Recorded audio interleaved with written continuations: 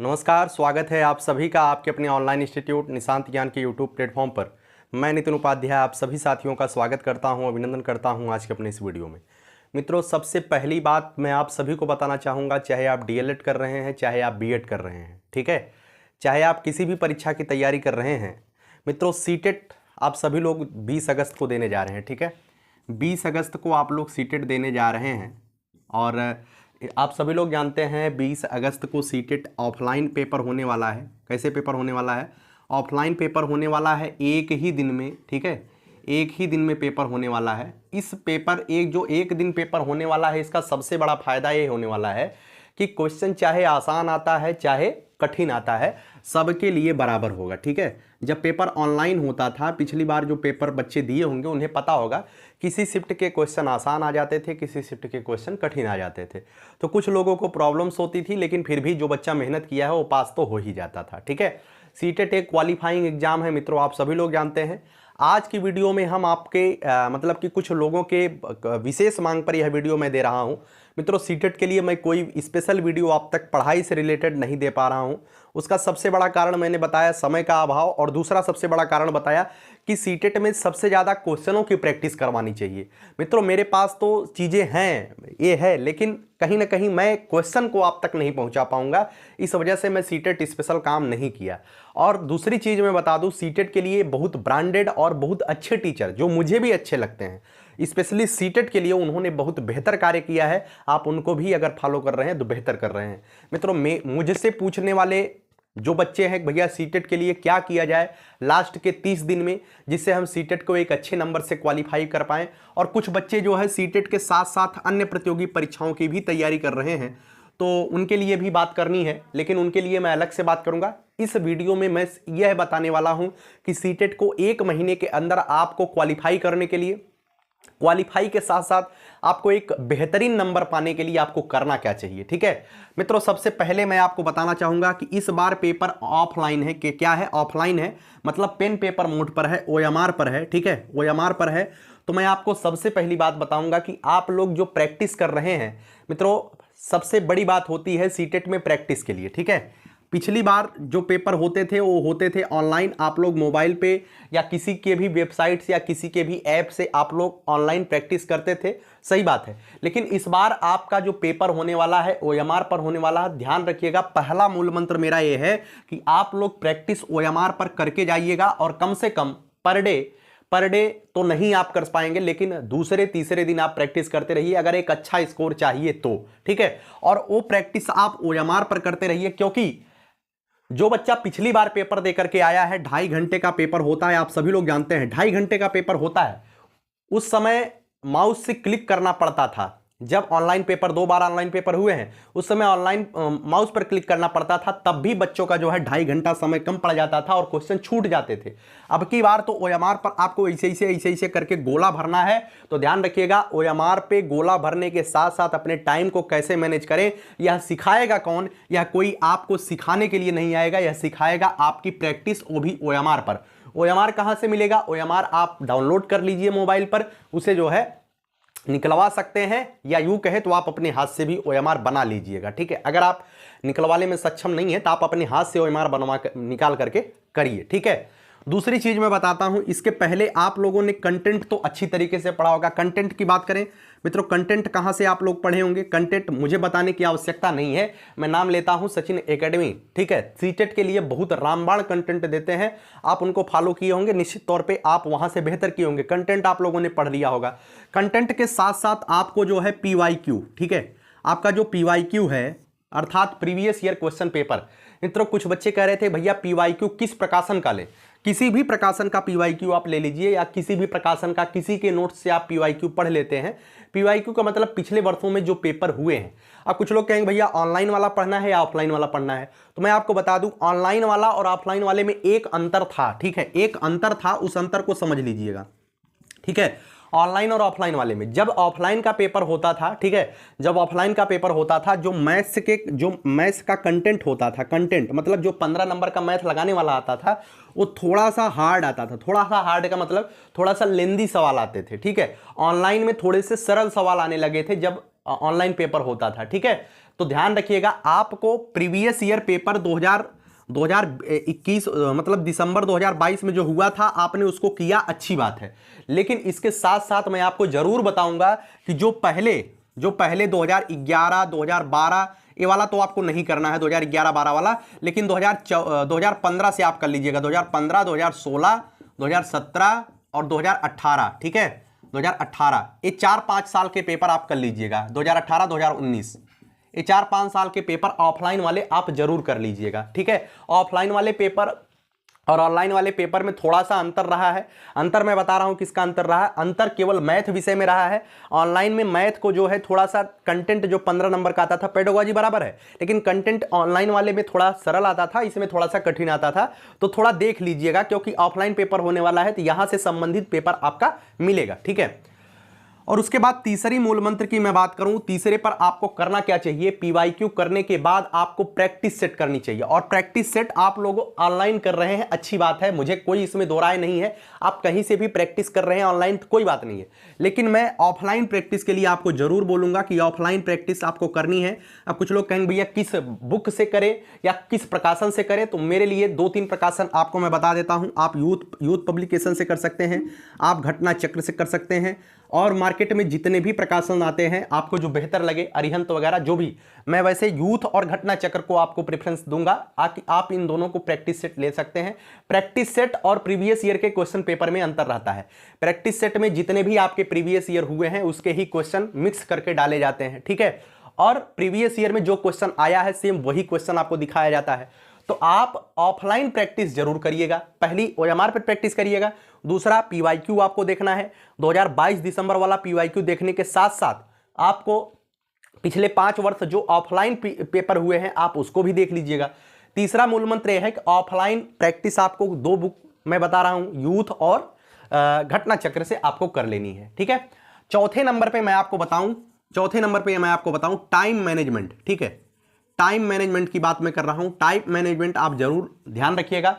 Time management कैसे होगा, जितना आप प्रैक्टिस करेंगे उतना ही आपका टाइम मैनेजमेंट होगा। 5वें नंबर पे जो लास्ट मेरा मतलब की बात है जो मैं आपको बताना चाहता हूं, सीटेट पास करने के लिए सबसे बड़ा मूल मंत्र यही होता है।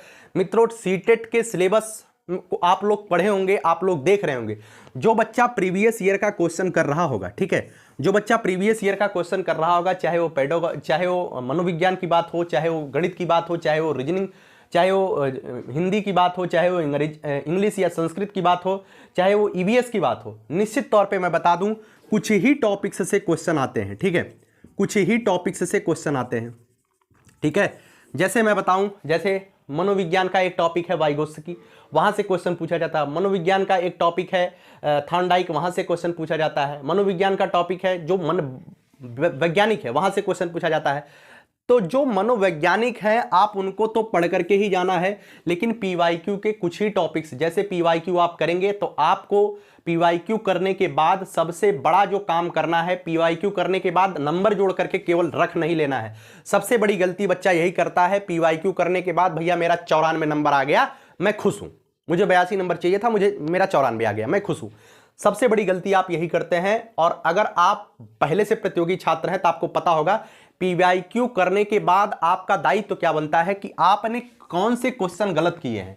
जब मैं भी सीटेट वगैरह देता था तो मुझे भी ये काम करना पड़ता था, तब जाकर के एक अच्छा स्कोर मैंने किया है। आपको पीवाईक्यू देने के बाद एनालिसिस करना है, ठीक है, एनालिसिस करना है कि भाई मेरा जो है वैन हीले की थ्योरी से क्वेश्चन गलत हो गया। जैसे गणित में पेडागोजी में वैन हीले की थ्योरी है, वैन हीले की थ्योरी से क्वेश्चन गलत हो गया और बहुत नॉर्मल क्वेश्चन गलत हो गया। कैसे गलत हो गया, एक बार पुनः आप अपने जो भी आप नोट्स वगैरह बनाए हैं वहां से वैन हीले की थ्योरी उठाइए और देख लीजिए काहे गलत हो गया। आगे वैन हीले की थ्योरी अगर दूसरे प्रैक्टिस सेट में हमें मिले या हमारी परीक्षा में देखने को मिले तो हमारा गलत नहीं होना चाहिए, ठीक है। इसके फोल्डिंग क्या होता है, अगर एक बार मैं इसके फोल्डिंग को पाड़, ढांचा, मचान ये सब बोलते हैं, मुझे नहीं पता है इसे पाड़ भी कहते हैं, तो पाड़ कहते हैं। एक बार आपका गलत हो गया, आपने देखा ही नहीं, तो फिर आप दोबारा से गलत कर दोगे। आपको दोबारा से उसे देख लेना है काहे गलत हो रहा है। तो पीवाईक्यू का करने के बाद या प्रैक्टिस सेट करने के बाद जो भी क्वेश्चन आपको गलत हो रहा है, अगर ढाई घंटे आप पीवाईक्यू के प्रैक्टिस पे दे रहे हैं या आप किसी ऑफलाइन प्रैक्टिस पर दे रहे हैं, तो कम से कम 1.5 घंटा या 1 से 1.5 घंटा आपको उन क्वेश्चनों पर देना चाहिए जो क्वेश्चन आपका गलत हो रहा है। ठीक है ना। जो क्वेश्चन आपका गलत हो रहा है उसका एनालिसिस करिए, बाद में ये क्वेश्चन गलत नहीं होने चाहिए, इस बात का ध्यान रखिएगा, ठीक है ना। सीटेट पास करने का मूल मंत्र यही है, लास्ट के 30 दिनों में आपको यही करना है। अब कुछ बच्चे कह रहे थे कि भैया हमको जो है पास होना है एसएसटी वाला, मतलब सेकंड पेपर जो जूनियर वाला होता है। मित्रों जूनियर वाले में एसएसटी में यहाँ के सारे चीजें जो है एनसीईआरटी बेस्ड आती हैं। तो अगर आप एसएसटी बिल्कुल भी नहीं पढ़े हैं, आपको कतई पता नहीं है कि एसएसटी होता क्या है, संविधान क्या होता है, अनुसूची क्या होती है, सब बिल्कुल आपको पता नहीं है, तो आपको क्या करना चाहिए? आपको मित्रों एसएसटी की मैं बात बता दूं, केवल आप प्रीवियस ईयर कर जाओ, ठीक है। जो मनोविज्ञान है, जो हिंदी है, जो इंग्लिश है, जो संस्कृत है, जो गणित है, मतलब जो आपका 30 90 नंबर का आता है ना सेकंड में, पेडोलॉजी आती है, दोनों लैंग्वेज आती है। उसके बाद अगर आप बीए और बीकॉम है तो आपको एसएसटी लेनी पड़ेगी, आप बीएससी है तो आपको मैथ और साइंस लेना पड़ेगा, 60 नंबर का ये आएगा। तो मनोविज्ञान, उसके बाद दोनों लैंग्वेज ए प्राइमरी के लेवल का ही आएंगी, प्राइमरी के बराबर ही आएंगी, सेम वही क्वेश्चन।